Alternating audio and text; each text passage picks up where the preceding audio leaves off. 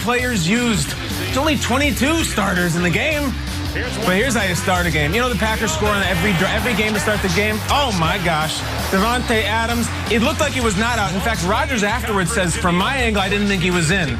Well, this is the true view angle with respect to you, 12, and he got an elbow down. Maybe we'll be seeing him on Bo Drag Swag next week. Davante, a ridiculous football player. Speaking of that, Nick Mullins. Is he in the game yet? Is it Mullins time? You bet it is. So the miss broke Brett Favre's records, down 7-3 though. And it's deflected, or maybe it was just altered like hockey style, and it is picked off by Raven Green. What a name, Raven Green. How does Baltimore not get this guy? Raven Green, his last name is Green. I guess it works for the Packers too, and so does this. That's the big dog. That's Mercedes Lewis. If you watched the game, you heard all the Packers were barking in the end zone because they call Mercedes the big dog. It's a good nickname. It's fitting, and that's a gentlemanly handshake with his QB1. Already 14-3 now. Let's get cooking. Everybody say it. Marquez Valdez-Scantling, a show favorite here on Good Morning Football. Had a tough drop earlier and got a mean glare from Rodgers, but you can't drop that one. A nice confidence, but look at that. There you go. That's Rodgers with his offensive tackle. They've moved all the linemen around. They've had their share of stuff to deal with, too. Third quarter now, 21-3. The route is on. Can we just talk about Davante Adams for a second? Dink! Tightrope, tightrope, tightrope. Philippe Petit. No, he fell. That's okay. Still a monstrous night for him. He was over 170 yards receiving. And look at this. Marquez Valdez again. A red zone touchdown. Marquez, normally known just being a straight line runner and a burner. That was big. Look at this. This says a lot right here. It's always about confidence and chemistry with the rest of those receivers not named Davante. For Davante, it's just about dominance. The Packers win in a game that was really never competitive. I think the MVPs were Buck and Aikman just talking shop for what seemed like hours, 34-17.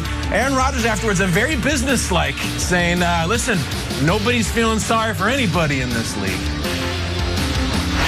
No one's feeling sorry for anybody in this league. That's the way it goes. Nobody's feeling sorry for us when we're dealing with our injuries. And, you just have to be, you have to be a next man up mentality. So that's the NFL in 2020. Obviously, they've got hit with the injury bug a lot more than you usually see.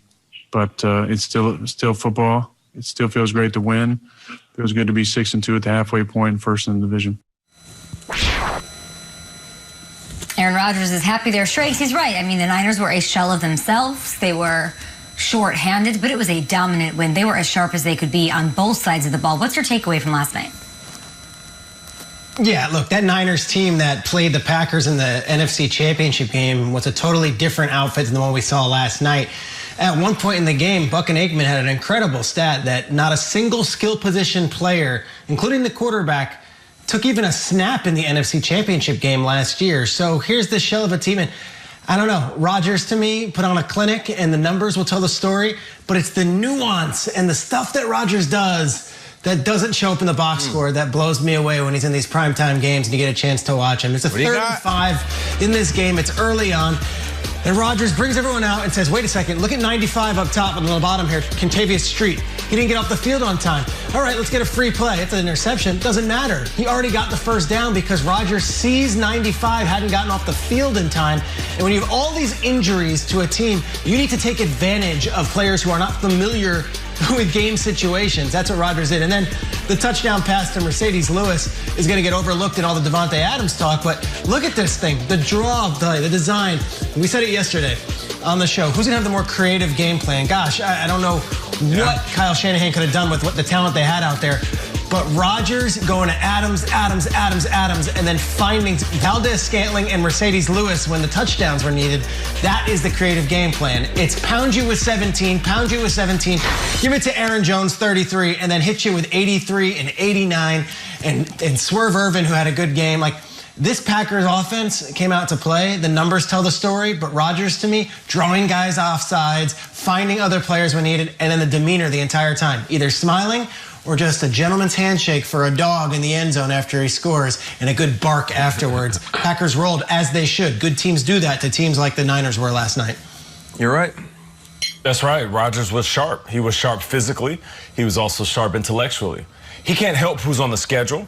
He also can't help what another team is going through, like the 49ers. We know that the 49ers are dealing with a lot. We felt bad for him, but Rodgers didn't, as he shouldn't. But what he could help is help the confidence of the complementary players. We know that Davante Adams went off. The 10 catches, $170, but the other guys on the roster, the other receivers and pass catchers, they caught the other 15 balls. And that's what they needed. Marquez Valdez-Scantling, a guy that we see have some highs and then some lows. That's kind of like what this game was for him. Early in the game, you'll see right here, Rodgers steps up, does a little jump pass, Marquez Valdez-Scantling on a drive route, and he just drops it. And Aaron Rodgers was looking at him afterwards, and you'll see it right here. It's in his hands. He wanted to turn upfield. I've been there. I've done that. Rodgers gave him a strong glare, looked at him, and was like, come on, buddy. Come on, I need you. So what does he do? He goes back to him later on in the game. And that's what you need to do. As a wide receiver, I have been there. I have dropped the rock, lowered my head. I'm sitting there pouting, sulking, feeling bad for myself. Quarterbacks come to me, pats me on the chest, says, hey, get your mind right. I'm coming right back to you. And that's what he did. Marquez Valdez-Scantling scored 2 touchdowns later in that game. So what does that do? Is it important that you scored against the 49ers? Not really. It's important that their confidence is up. Not Davante. We know Davante and Aaron Rodgers will be all right. I'm talking about everybody else. Because you know who's going to help this team win in the postseason?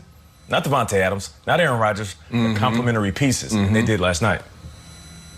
You're absolutely right. That glare that Rodgers was doing has become almost signature. He did one to Jay Sternberger earlier in the league, early in the season, walking all the way off the field. If you listen to a lot of radio or you listen to podcasts, you know that feeling of you've arrived at your destination, the grocery store or work, you're sitting in a parking spot, but you can't get out of the car until you finish listening to the interview or you finish listening to whatever it is. That was last night watching this game, watching Davante Adams work. It was a terrible game. It was over after about 10 minutes. You did not want to turn it off because you did not want to miss 12-17. What I learned last night, this is the best combination in the game. I don't think it's close. This might be the best tandem in sports right now. That's a 4th and inches in which Davante was covered perfectly. They're all over him. Look at where the pass goes. Literally gets his glove ripped off by the coverage. I've never seen that before. The Niners know this play is coming. Then watch his glove. He pulls the glove off of his hand, and they still complete it. That's not just talent. That's not just, and so is this. Chemistry. After this play in which Davante ran out of bounds, Aaron Andrews asked Rodgers afterwards, so I saw you were busting his chops about going out of bounds. And Rodgers said, no, I was apologizing. The pass should have been a couple more inches to the right, and I would have kept him in bounds, and he would have scored a touchdown. That is crazy. A lot of great tandems in the league. Kyler and DeAndre have total potential. They're very young right now in their relationship. Russ and DK have the talent, but nowhere near the chemistry that those guys have who have played together now for, I think it's 6 or 7 years. It is reaching beyond sports. I don't want to have any blasphemy here in the 7A, but it is reaching the Eugene Levy, Catherine O'Hara level of chemistry. That's how good it is. It's amazing to watch. Watch out. I love that. Kyle, I'm going to throw it right back to you. We're all the teams that were really passionate, but I feel like you are really passionate about this Packers team. You know their potential. You want to see them go far. And I give you a lot of credit for having reservations about them and being able to point them out here on our show. After last night, is it, oh, they beat a shorthanded shell of themselves team, or does it change how you feel at all about what the Packers could do later on this season? We're not going to see them really take anybody else that's in contention until the Bears. I think they've got the Jags in Week 10. How do you feel about them now?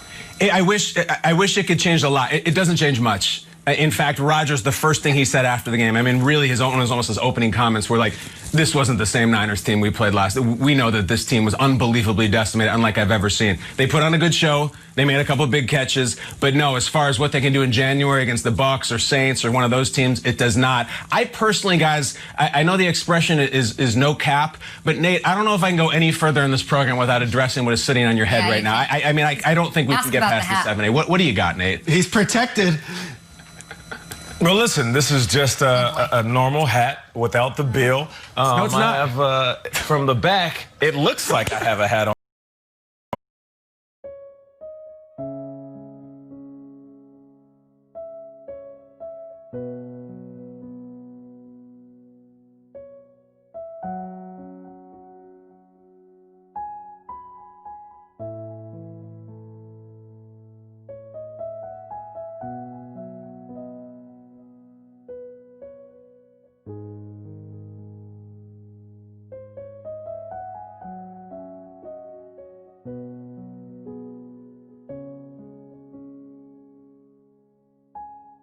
Bye.